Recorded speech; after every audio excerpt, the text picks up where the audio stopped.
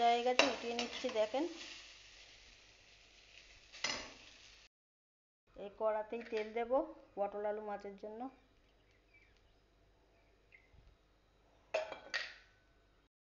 এই দেখেন তেজপাতা দিয়ে দিলাম, গোটা জিরে দিয়ে দিলাম, এই যে পেঁয়াজ দিয়ে দিলাম।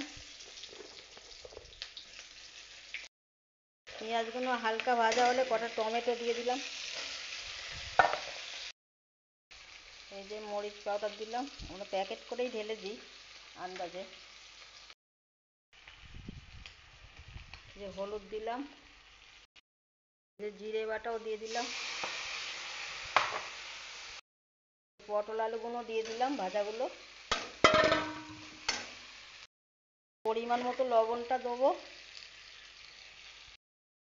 জল দিয়েছিলাম, এবার এই জলটা দিয়ে দেবো, ব্যাস তরকারি হয়ে গেলে হয়ে যাবে।